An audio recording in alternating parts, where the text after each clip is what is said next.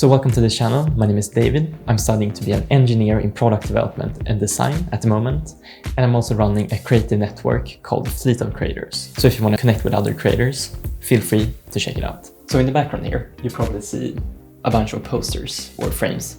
And one of these posters is for a band called Brockhampton. I made it like a half a year ago, and since then it has brought me a ton of joy.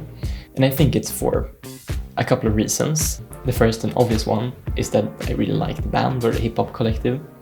And secondly, it's quite a good feeling to have something you have made yourself on the wall, whether it is like a photograph from a vacation or if it's like an art piece you have made yourself. So what I want to create in this video is another poster, just like this one with Brockhampton, but with another artist. So I will try to make one for Anderson Paak, and I will try to make it in this poster Etsy Pinterest style. And the good thing with doing it yourself is that you don't have to screenshot someone else's art and then put it on your wall.